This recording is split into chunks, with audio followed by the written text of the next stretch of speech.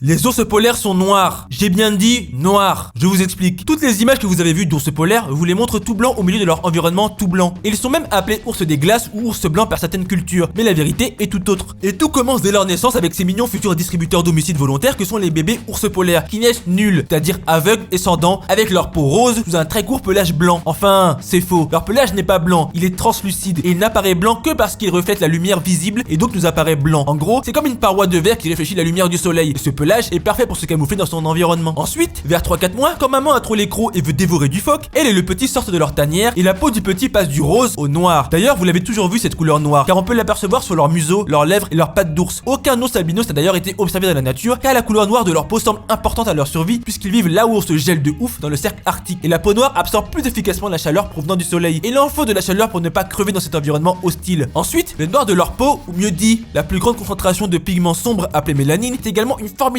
barrière protectrice contre les rayons UV nocifs du soleil. Surtout que les rayons qui tombent sur la glace sont réfléchis et partent dans toutes les directions. Vous êtes donc attaqué de toutes parts lorsqu'un sol est complètement blanc sous le soleil. Et ce n'est pas tout, car même l'intérieur de leur bouche et leur langue passe du rose au bleu, voire deviennent complètement noirs. Les ours polaires sont en gros des ours bruns dont le pelage est devenu translucide pour mieux se cacher sur la banquise. Mais leur peau, elle, est bien noire. Vous voulez savoir quel est l'un des métiers les plus pourris du monde? Ça, les fourmis peau de miel, aussi appelées Myrmecocystus, sont une équipe de travailleuses qui ont le métier le plus claqué au sol, qu'on appelle fourmi gourde. Et c'est exactement aussi nul que ce nom l'indique, car en gros, imaginez que votre taf, c'est être dans un coin de rue avec des bouteilles de jus. Et tout ce que vous pouvez faire, c'est garder vos fesses assises et attendre sans avoir le droit de bouger que quelqu'un vienne prendre un jus si jamais il fait un pécho dehors. Et avant que certains sortent des foutaises du style génial, un taf où il n'y a rien à faire, n'oubliez pas que ces fourmis ne vont pas ensuite chez elles au calme. Vous devez rester dans ce coin de rue avec vos bouteilles de jus 24 heures sur 24, 7 jours sur 7. Donc je doute fort que vous ayez l'envie de faire un métier aussi nul et pas de promotion ou d'augmentation de salaire. Bref, ces fourmis gourdes qui sont suspendues comme des lanternes vivantes au plafond de chambres souterraines ont leur ventre qui devient un ballon de stockage pour la colonie. Comme ça, quand le climat est au top et que la colonie travaille bien, il puisse y avoir un stockage des ressources. Comme ça, quand le climat au contraire commencera à mettre des gifles façon tempête, froid et pluie à fond, la colonie, elle, n'aura pas de problème à se nourrir. Et comme je sais comment votre cerveau insolent et curieux, oui, vous pouvez absolument boire ce délicieux jus de fourmi comme le fait David Attenborough ici. Mais quelle insolence! Regardez-moi ce BG en train de se camoufler, c'est incroyable. D'abord, il est sur un support noir. Hop, ça devient sombre. Puis, oh zut, l'environnement devient bleu. Vite, vite, faut sortir la sauce et devenir bleu avant. Ah, mais non, mais c'est quel genre de sol chelou? Là, qui passe maintenant au gris. C'est un délire. Bon, allez, je me concentre. Boum, gris. Attends, c'est chelou là. Pourquoi l'humain, il me filme comme ça en plus? Je le vois, il rigole et parle de faire des millions de vues avec ce con. Putain, c'est sûr, je me fais exploiter là, mais bref, allez. Ah, le sol est rouge maintenant. Wow, ça doit être du sang insolent ça. Je me transforme avant que le prédateur qui a massacré sa victime me chope le fion. Ah, du vert. Je dois être sur un arbre. Enfin, un mini arbre chelou, mais bref. Vous le voyez? Non? Regardez bien, bande d'insolents. Vous le voyez? Vas-y, bouge, il ne voit rien. Et voilà, magie des pieuvres. Bon là, allez, concentrez-vous. Regardez attentivement. J'avoue, c'est dur, donc vas-y Gertrude, tapote-le pour le montrer. Ça, c'est une mythe qui a chaud de se faire déguster et est donc parfaitement cachée sur un tronc d'arbre. Vous le voyez? Attendez, on va lui servir un grec. Ce gus est le gecko Uroplatus fantasticus, qui vit à Madagascar, donc déjà, la bise à tous les malgaches. Et ensuite, s'il est aussi bien caché, c'est autant pour choper de la victime à dévorer en mode campeur, mais aussi pour esquiver la mort des bouches de prédateurs qui seraient ravis de lui dévorer son crâne camouflé. Vous savez pourquoi vous ne voyez jamais d'hibou échouer dans la nature? Parce qu'ils n'ont pas envie que votre insolence les voie. Résultat, c'est camouflage de fou. Genre là, regardez, vous l'auriez vu? Nope, leur camouflage est trop supérieur. Cette brindille est un phasme, un animal qui a tellement chaud de se faire picorer le derrière par un oiseau que lui aussi, un peu comme le gecko, a 100% de son existence qui consiste à se cacher. Maintenant, matez-moi cet hippocampe nain dans son environnement. Clairement, dès qu'il est à l'arrêt, il est invisible ce beau salaud. Respect champion. Bref, tout ça pour vous dire que le camouflage, c'est un délire. Vous ne l'aviez pas vu ce monstre de tigre, hein? Heureusement que le gars avait un éléphant pour le protéger, parce qu'il avait clairement la dalle, tellement il hésite à sauter et attraper l'humain par le tibia et le traîner dans les hautes herbes. Purée, imagine, tu te balades tranquillement, tu ne sais même pas à 5 mètres, il y a un tigre, bon sang. Non mais heureusement que notre cerveau est un minimum musclé, parce que quand tu vois ce genre de démon dans l'eau qui n'attend qu'une chose, c'est que tu viennes boire de l'eau au calme avant de t'attraper le crâne et te forcer à faire glouglou, ça fait peur. Parce que ça revient à ce qui va se passer avec ce gnou qui va partir explorer les fonds de cette rivière contre son gré. Et ce délire, c'est à toutes les sauces. Genre, imaginez-vous avec un ami tranquillement à vous balader dans la montagne et vous entendez un bruit chelou, mais bon, vous regardez et vous ne voyez rien. Puis tout à coup, un espèce de chat excité de la montagne passe d'invisible à visible et vous course comme pas possible. Votre ami, bon là, il s'est déjà fait à l'idée que votre existence est terminée. Mais vous lâchez vos meilleurs droite-gauche, virage sans freinage, en train de dévaler la montagne en essayant de ne pas glisser pour vous croûter plus bas. Mais sans pitié, vous vous faites attraper la fesse et c'est game over pour votre âme. Regardez-moi ce cauchemar cette fois. Vous pensez que c'est un caillou sous l'eau? Ben marchez dessus et crevez comme des chèvres. Vous allez voir si ce n'est qu'un caillou. C'est un poisson-pierre, un des animaux les plus venimeux du monde qui est la plus grande des blagues. Non seulement il peut venir extrêmement proche de la plage, mais en plus, il peut survivre hors de l'eau 24 heures, le temps que la marée remonte. Comme ça, vous vous baladez sur la plage et paf, dans votre gentille maman. Le camouflage, c'est parfois cool, mais d'autres fois, ça fait flipper, c'est un délire.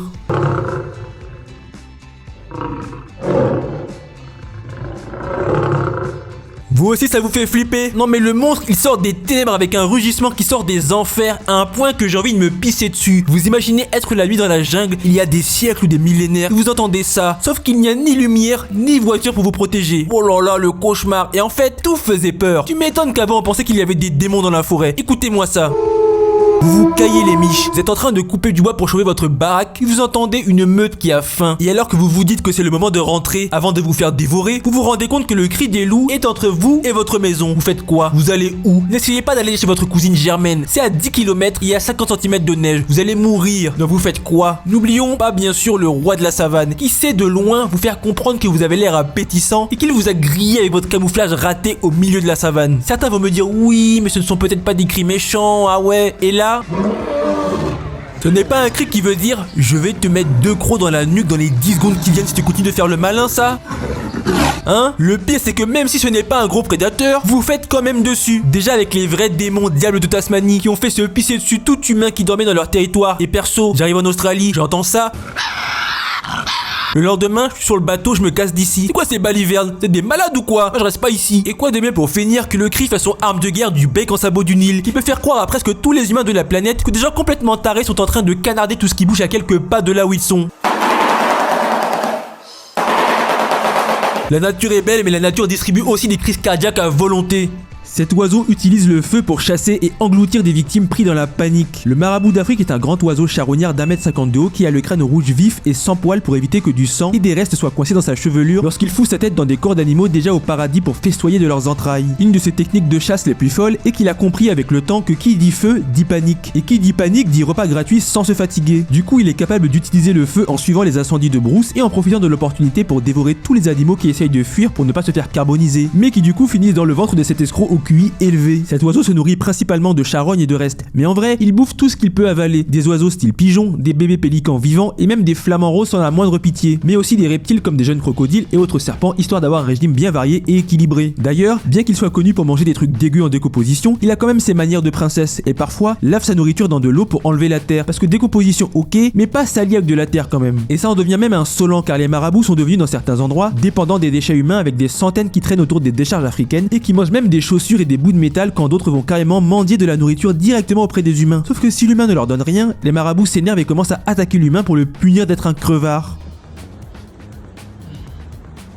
Cette mouche chelou envoyée par l'océan sur la plage est l'écume de mer, créée quand l'eau de mer se transforme en mixeur géant par l'effet des vagues qui déplacent et mélangent tout type de bordel qui traîne. Algues, animaux qui rejoignent leurs ancêtres au cimetière et d'autres trucs organiques. Mais ce n'est pas tout. Cette écume se forme donc pour les mêmes raisons que vous créez des bulles dans votre baignoire. Vous secouez eau et savon et ça fait des bulles. Ici, les vagues secouent l'eau et ses manières organiques et ça produit cette écume. Et ce n'est pas juste pour faire joli ou un phénomène aléatoire inutile. C'est comme une équipe de nettoyage naturel de l'océan. Ça aide à nettoyer des zones pour ne pas que la matière décédée pourrisse des endroits de l'océan. C'est un peu comme si la mer se brossait les dents pour rester fraîche et propre. Et devinez quoi? Il y a toujours un petit malin dans la nature qui trouve tous les trucs étranges délicieux. C'est le cas des amphipodes, ces petites bêtes qui se régalent de tout ce qu'ils trouvent dans cette écume. C'est un peu leur fast-food à eux, servi directement sur la plage. Ils trouvent dans cette mousse un buffet tout trait de protéines, de lipides et toutes sortes de délices marins. Bref, avec un bon coup de vent, l'écume peut quitter la plage et partir en voyage gratuit sans billet d'avion à 600 € pour faire 1 heure de vol, emportant avec elle des nutriments et des micro-organismes qui seront déposés partout.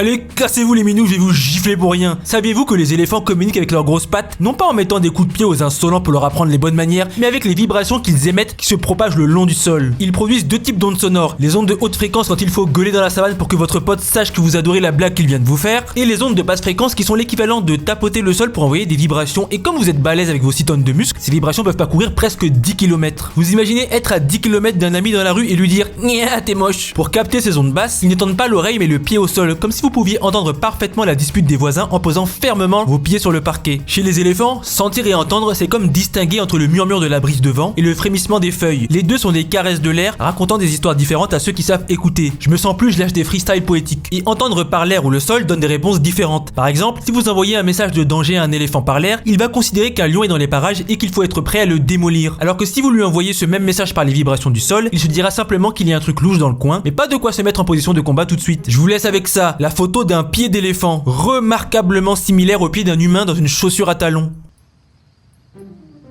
Râle derrière du manque de respect qu'on porte aux vers de terre depuis qu'on est petit et qu'on dit burk quand on les voit traîner leur corps sur le béton après une forte pluie. Donc je vais rétablir des vérités fracassantes. Les vers de terre sont l'équipe ultime du recyclage de la nature car ils se gavent de tous les déchets qui existent. Plantes mortes, feuilles et animaux qui ont déjà rejoint leurs ancêtres insolents au paradis. Ils ne sont pas difficiles comme vous à détester les brocolis ou la coriandre. Ils bouffent tout simplement l'équivalent de leur masse chaque jour. Comme si vous mangiez entre 50 et 100 kg d'haricots verts saucisses tous les jours. Mais ce qu'ils mangent c'est moins important que ce qu'ils sortent de leur long corps par leur trou de fesses. Car leur grosse commission appelée turricule, c'est de l'or. Pas un lingot inutile qui ne vaut rien, mais du vrai or, de l'or pour le sol, qui l'enrichit de toutes sortes de nutriments délicieux. Ces guerriers frétillants de la nature luttent contre les balayettes du changement climatique en se régalant des microbes du sol, ce qui aide à réduire la libération insolente de carbone dans l'environnement. Donc le prochain écolo qui vous dit qu'il n'aime pas les vers de terre, je vous donne l'autorisation de lui cracher dessus. Ils sont également hautement importants, car avec leur habitude de creuser le sol, ils apportent de l'aération, ce qui facilite l'arrivée de l'eau de pluie et des nutriments dans les profondeurs, aidant les plantes à pousser et évitant l'érosion causée par un appauvrissement du sol en matière organique. Bref, vive les vers de terre.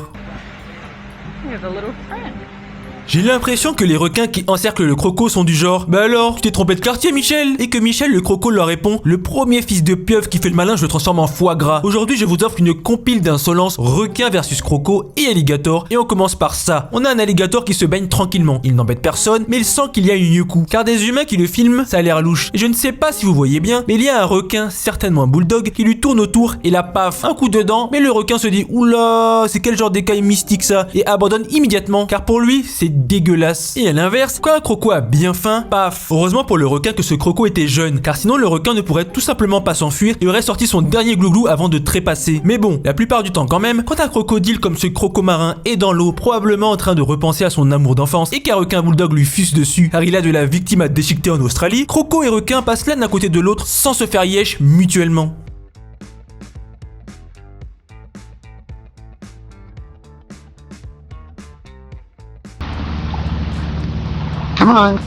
Vous ne saviez sûrement pas que les corbeaux savent parler?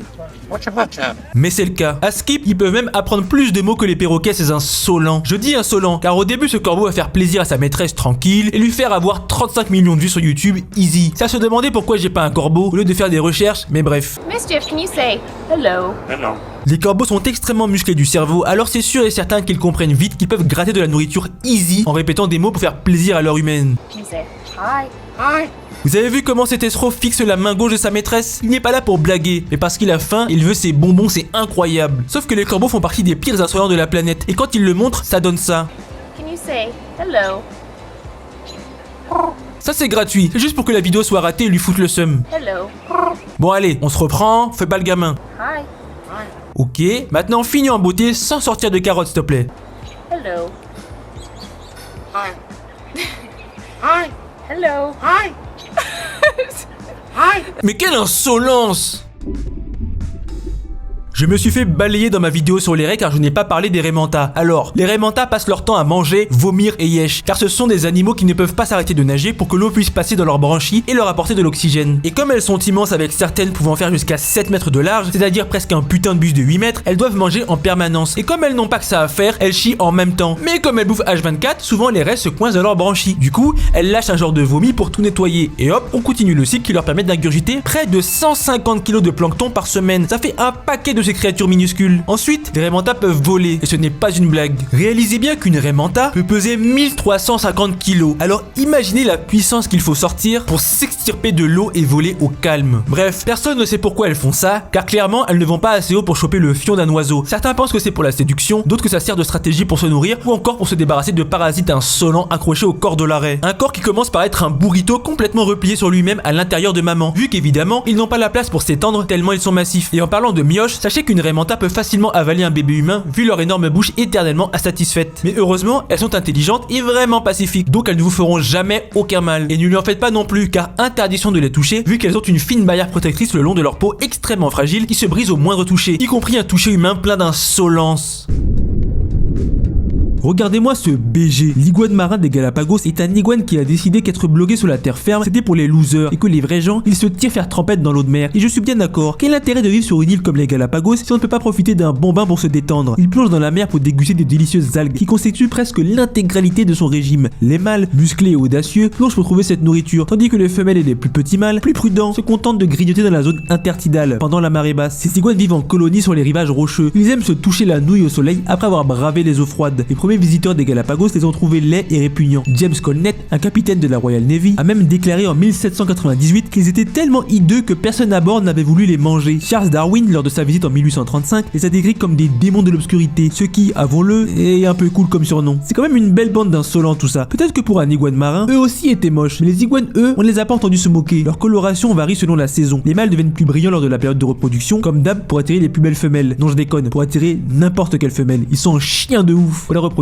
d'ailleurs, les mâles ouvrent grand la bouche et hochent la tête, l'air de dire à l'autre tête d'anguille en face d'aller se faire cuire un œuf s'il ne veut pas en prendre une. Et si jamais il ne comprend pas, c'est coup de tête direct jusqu'à ce que l'insolent aille pleurer plus loin. Vous êtes-vous déjà demandé si d'autres animaux avaient leur rejet mensuel comme les femmes, voire même si d'autres animaux pouvaient entrer en ménopause? Non? Mais je vais vous le dire quand même. Au niveau de la soupe rouge mensuelle, on a bien évidemment quelques-uns de nos cousins primates et quelques singes du style chimpanzé, gorille, babouin, gibbon, et d'autres, et leur cycle mensuel est en moyenne de 37 jours si on fait la moyenne de tous. Mais il n'y a pas que nos cousins. 4 espèces de chauves-souris, ainsi que les souris épineuses et la musaraigne à trompe, ont aussi leur moment mensuel. D'ailleurs, les souris épineuses du Caire sont utilisées dans des laboratoires pour étudier la menstruation. Au niveau des autres, chats, chiens, chevaux, éléphants, rats, cochons, tous expérimentent une certaine forme de menstruation. Les chevaux, toutes les 3 semaines. Les chiens, tous les 6 mois, etc. Et pour ceux qui se demandent pourquoi ils n'ont jamais vu de soupe rouge sortir de leurs animaux préférés, c'est parce que chez la majorité des mammifères, ce qui se détache des parois est réabsorbé par le corps. Niveau ménopause, défini par la phase où les animaux femelles n'ont plus la capacité de se reproduire avec le déclin de la production de leurs hormones reproductrices, c'est totalement différent et immensément plus rare dans la nature. Car, hormis les humains, on a seulement les orques femelles qui peuvent se reproduire de 12 à 40 ans. Ensuite, elles entrent en ménopause pour le reste de leur vie qui peut aller jusqu'à 90 ans, marrant comme c'est ultra similaire aux humains. Ensuite, les globicéphales tropicaux, les belugas et les narvals. Et seuls ces 4 animaux entrent en ménopause de ce que l'on sait. Mais les femelles chimpanzés et cachalots montrent des signes qu'elles pourraient également faire partie de cette micro-liste. Et la raison de cette rareté semble être l'âge, car il semble que tous les mammifères pourraient être capables d'entrer en ménopause, mais pour ça, il faut vivre suffisamment longtemps. Or, dans la nature, peu de mammifères peuvent vivre au-delà de 40 ans. Ils pourraient donc mourir avant de pouvoir entrer en ménopause.